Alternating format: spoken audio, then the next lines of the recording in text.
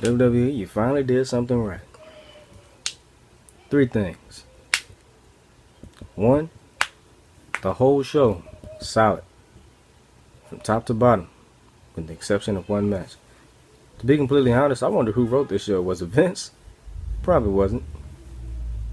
How much you want to bet Road Dogg probably wrote this show? He is writing for SmackDown, ain't he? I think Road Dogg probably wrote this show. 2, as no continuation for 1.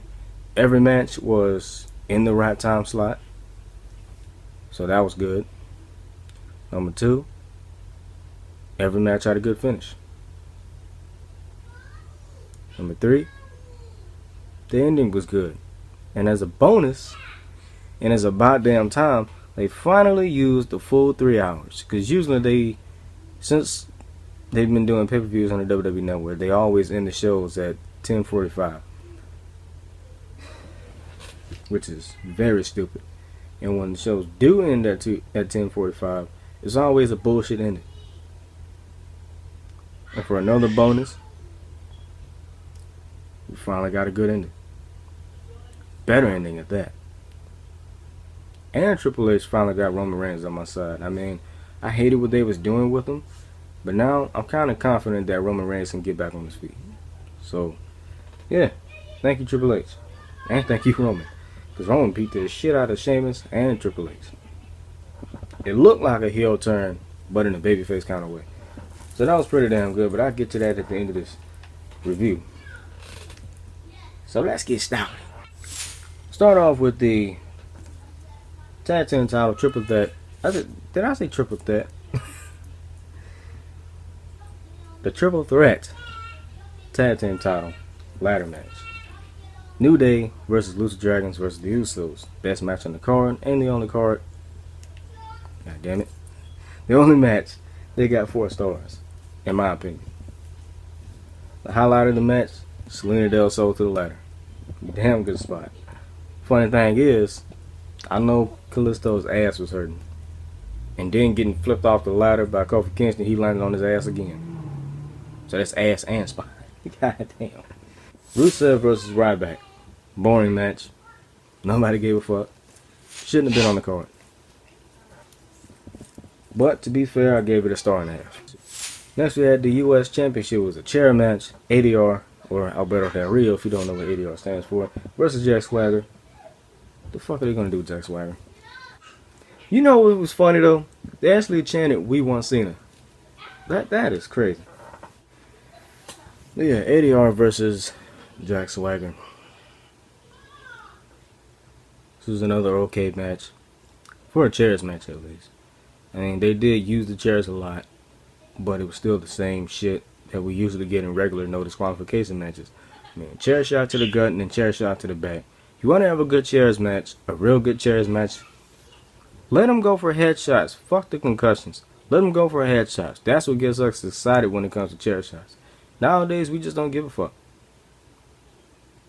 I mean, we still don't give a fuck about the steel stairs. I mean, it's obvious that they're going to go for the head, but they put their hands up before they even get hit with the steps. But I rate this match 2 stars. Next, we had the 8-man elimination tag team table match. The Wyatt family versus ECW Originals. Not Team Extreme, because Team Extreme is the Hardy Boys. Not Team ECW, because that sounds pretty damn generic. ECW Originals. But this was a decent match as well. It would have been better if they would have lit the table and set it on fire. It would have been better if it would have went a lot longer. It would have been better if the table spots weren't so fucking weak. Yeah, so for that reason alone, I rate this 2.5 stars. And the Wyatt family finally got a fucking win on pay-per-view. It's about damn time. Next, we got the IC Championship. Dean Ambrose, or should I say Dean fucking Ambrose, versus Kevin Owens, or KO as a lot of people call him. Dean Ambrose wins the IC Championship. I gave this match 3.5 stars. It would have been a whole lot better if it had a stipulation to it, but it is what it is. This was a damn good match, the second best match on the card. Well, I wouldn't even say second best because it was a tie with the main event, but Well, not a lot of people will agree with that. A lot of people might say the main event sucked. If you say the main event sucked, something wrong with you. Something is wrong with you. You probably wasn't paying attention. I know I wasn't paying attention that much, but I seen all the good spots. Every spot was good. But this is a damn good match, though. And the best part about the match was that it ended the same way Shawn Michaels and Triple H ended their match at SummerSlam 2002, when Shawn Michaels returned. So that was good. And the look on Kevin Owens' face, though. Bro. I wonder where that leaves Kevin Owens, though. Is he going to win the Rumble? Because what I was thinking was, if Dean Ambrose would have lost this match, I was thinking that he was going to enter the Royal Rumble at number 1, you know, some authority shenanigans. He's going to enter number 1, win the damn thing. Roman Reigns would win the title at the Royal Rumble, which would probably still happen, but in a different way. Roman Reigns would win the title at the Royal Rumble, or maybe at Fastlane, who knows. They need to get rid of Fastlane. It's one of the dumbest pay-per-views WWE has ever created. Man, that's the breaking point. Because breaking point fucking sucked too. I'm not even gonna lie. I mean, I know it's a show that's all about submissions, but no one cared. Wasn't that pay-per-view back in 09? I don't know. But I was thinking Roman Reigns was going to win the title at the Royal Rumble and defend it against Dean Ambrose at WrestleMania. And I think if Dean Ambrose would have won the title then, Roman Reigns could congratulate him, and this could be a potential Roman Reigns heel turn, you know? I'm pretty much just booking the main event of WrestleMania. I mean, that would be good, though, for a Roman Reigns heel turn. It'd get everybody on, I almost said on his back. It'd get everybody behind him. And that would be good for Roman Reigns' career. Next, we got the Divas Championship match, Charlotte versus Paige. Better than Survivor Series, that's all I gotta say. It was a decent match. I gave this match 2 stars. But I'm actually going to change my rating. I'm actually going to give it 2.5 stars. Minus that botch at the end. And no, the botch wasn't between Charlotte and Paige. The botch was actually from Ric Flair, which was pretty obvious. I seen that coming. Trying to put Charlotte's foot on the rope. Yeah, Rick, you fucked up. Charlotte retains the Divas Championship, and I fail to know who the heel is in this situation, though. Who's the heel and who's the face? Main event is a TLC match. World Heavyweight Championship, or WWE Championship, as I like to say. I'm not going to say WWE World Heavyweight Championship. It sounds gay as fuck. But Sheamus versus Roman Reigns. Sheamus defeats Roman Reigns with the help of the League of Nations, or the real life United Kingdom. If y'all don't play WWE 12, you know exactly what I'm talking about. It's a damn shame that they rehashed the WWE 12 storyline. It's ridiculous.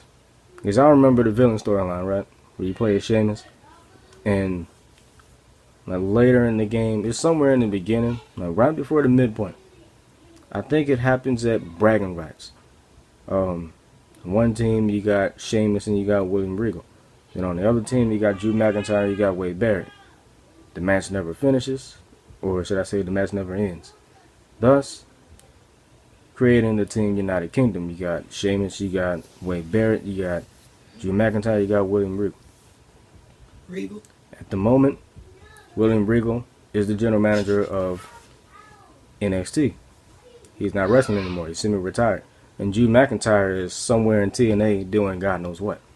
Nobody cares about TNA. So, yeah. So to replace those two, we got Alberto Del Gringo and Wade Barrett. And I said Alberto Del Rio and Wade Barrett, not Wade Barrett. Rusev. To be completely honest, I don't think Del Rio was supposed to be in that team. I think Cesaro was supposed to be in there because they was planning on turning him heel. Why turn him heel now though? That would fuck up the whole mood. That was a good move though, to not put him on the team. But yeah. Now I was gonna rate this match just 3 stars, you know, for all the good spots alone. And that's pretty much what this whole match was, a spot fest. But I wasn't just going to rate this match 3 stars, but I rated 3.5 stars because of the ending to the match. Well, not the ending, the post-match. Roman Reigns is fucking heated. He's livid. As JR says, livid. Beats the shit out of Sheamus with the chair. Beats the shit out of Rusev and Del Rio. I don't know where the hell Barrett was. He wasn't there. He was nowhere to be found. After he beat the shit out of them, Triple H came out. And he beat the shit out of Triple H too. Put his ass to the announce table. Powerbombed him. The table didn't break, so he went with the plan B. And hit his ass with an elbow. I thought he was going to hit him with a Superfly Splash. That would have been better. But no, he hit him with an elbow drop. A weak ass elbow drop that actually broke the table. And then he spears the shit out of Triple H on the floor. Thank you, Triple H. Thank you, Roman Reigns. And this ends the show.